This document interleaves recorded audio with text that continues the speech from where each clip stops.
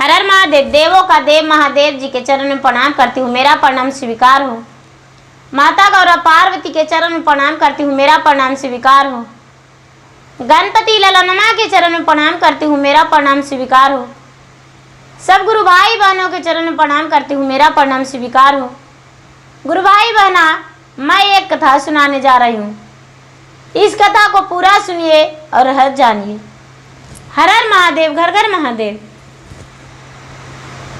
गुरु भाई बहना, मैं तीज व्रत कथा सुनाने जा रही हूँ। गुरु भाई बहना, एक भगवान भोलेनाथ की शिष्य थी। एक भगवान भोलेनाथ की शिष्य थी और शिष्य भगवान भोलेनाथ की प्रतिदिन पूजा पाठ करती थी। प्रतिदिन भगवान के चरण में बेलपत्र चढ़ाती थी, पुष्प चढ़ाती थी, भगवान के 3 सूत्र के पालन करती थी। गुरु भाई बहना, शादी विवाह तो सबके होता है, वैसा ही वो शिष्या का भी विवाह हो गया और वो अपना ससुराल चली गई। ससुराल जाकर अपना खुशी जीवन बिताने लगी, अपने सास ससुर के लाड प्यार में रहने लगी, अपने पति के प्यार में रहने लगी। धीरे धीरे समय बीतता गया। एक पुत्र उसको हुआ। वो पुत्र सारा दिन बीमार रहने लगा, सारा दिन बीमार रहने लगा। ओ बेचारी शिष्या बहना भगवान के पूजा पाठ करती, आराधना करती, लेकिन उसका बीमारी ठीक नहीं होता था। एक दिन का बात है कि भोजन बना रही थी और भगवान महादेव उसके द्वार पे एक भिखारी के रूप में आए और आवाज देकर कहने लगे, मुझे रोटी दान में दो, मैं भूखा हूं। गुरु भाई बहना, ए शिष्या बहना निकली और बोली, क्या कहना है बाबा, क्या आप आवाज दे रहे हैं? महादेव जी भिखारी के रूप में बोले कि तेरा पुत्र जो है वो तो आज उसका मृत्यु का प्राप्त हो जाएगा, और यदि तुम्हारा पुत्र जिएगा तो तेरा पति नहीं, और तेरा पति जिएगा तो तेरा पुत्र नहीं। गुरु भाई बहना, बेचारी शिष्या बहना रोने लगी, चिल्लाने लगी, ऐसा बात क्यों आप करते हैं बाबा? मेरा तो एक ही पुत्र है, वो सहारा है, भला मेरा पुत्र को ऐसे कैसे कह सकते हैं आप? गुरु भाई बहना, भोलेनाथ बोले, चाहे तो तुम्हें जो कर लो, लेकिन तुम्हारा कर्म का लिखा यही है और तेरा पुत्र का आज ही मृत्यु हो जाएगा। गुरु भाई बहना, इतना कहकर महादेव चले गए। गोद में ली हुई थी, बैठाई हुई थी अपने बच्चे को, लेकिन पुत्र को नीचे बैठाकर भोजन बनाने लगी।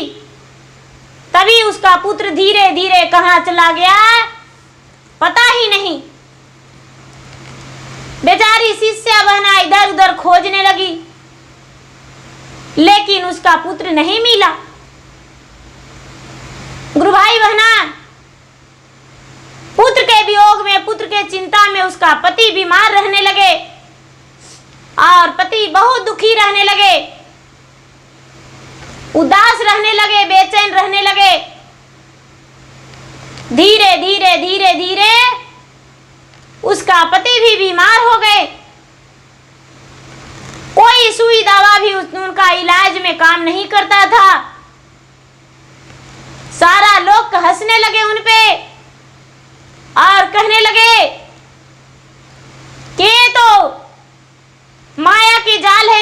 पास माया ढोंगी है, अपने आप को पुजारी साबित करती है, लेकिन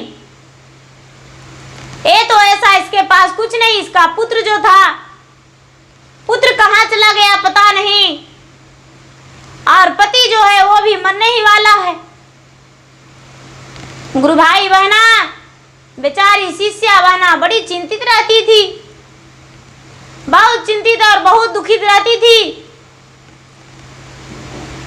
गुरु भाई बहना, भाद्र मास द्वितीया के दिन आए, अब शुक्ल पक्ष द्वितीया के दिन, तो बेचारी द्वितीया के दिन क्या की कि सवेरे उठ के और स्नान, बाल धोकर स्नान की और शुद्ध शुद्ध भोजन बनाई, और भोजन बनाकर अपने पति के भी भोजन कराई और अपने भी भोजन कर ली।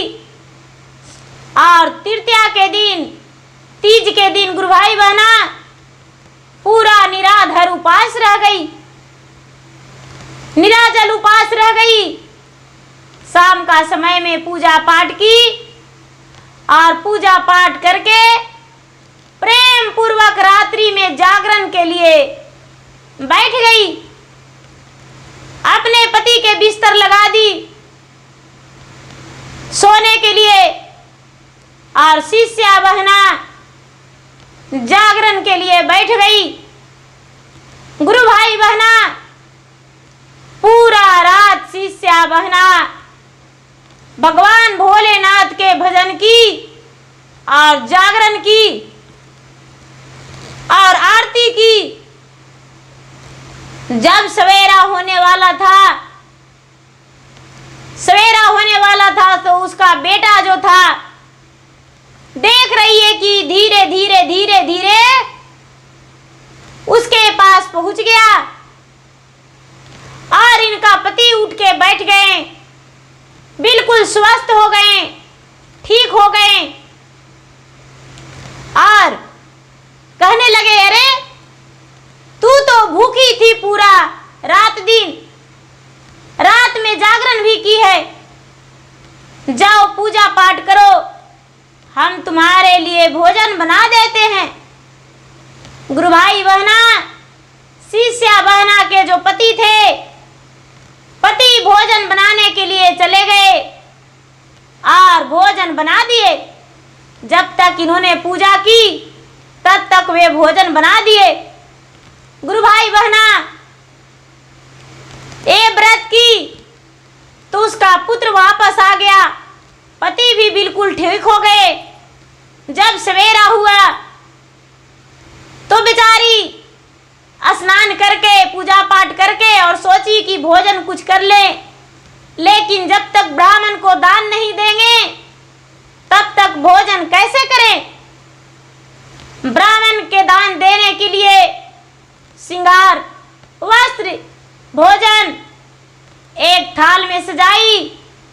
तभी महादेव एक ब्राह्मण के रूप धर के वहां खड़ी हो गए, ब्राह्मण के रूप धर के खड़ी हो गए और कहते हैं कि मुझे दान दे दो, हम तुम्हारे पास दान लेने आए हैं। गुरु भाई बहना, ये शिष्या बहना कहती है कि हे ब्राह्मण देवता, अभी से पहले तो हम आपको कभी नहीं देखे, आपको दान हम कैसे दे सकते हैं, आपको हम दान नहीं देंगे। यदि आप चाहे तो मेरे घर भोजन कर लें, क्योंकि मुझे तो रात्रि में कोई और कथा कहानी सुनाए थे हरताल का तीज व्रत के, तो मैं तो दान उन्हीं का देंगे। महादेव ऐसा बात सुनकर ठठाकर हंस गए और हंसकर अपने रूप में प्रकट होकर कहने लगे, अरे शिष्या, तू धन हो, तेरा पुत्र भी तेरे पास नहीं था, तेरा पति का भी जीवन तेरे हाथों में नहीं था, उसका भी दम घुट रहा था पल पल, लेकिन तूने व्रत नहीं तोड़ा और नहीं छोड़ा और जागरण करने के लिए भी नहीं भूली, अपना आस लगाकर तीज व्रत पूरा कर ली। तुम्हारा ये व्रत सफल हुआ और तेरा सुहाग अमर रहेगा। तेरा पुत्र जो है गोद में सुख शांति से खेलेगा। मैं तुम्हारा ये प्रकार का जांचना ले रहा था और कोई नहीं, कुछ भी नहीं। मेरा जांचना यही था कि तू छोड़ती हो या भगवान की व्रत पूरा करती हो। गुरुभाई बहना, शिष्या बहना बोली, भगवान प्रभु मुश्किलें तो बड़ी आते हैं लेकिन फिर चले जाते हैं, किनारा लग जाते हैं। नदिया में धारा तो बहुत आती है लेकिन धारा कहाँ जाता पता ही नहीं चलता। उसी प्रकार जीवन में हर प्रकार की कठिनाइयां आता है महादेव।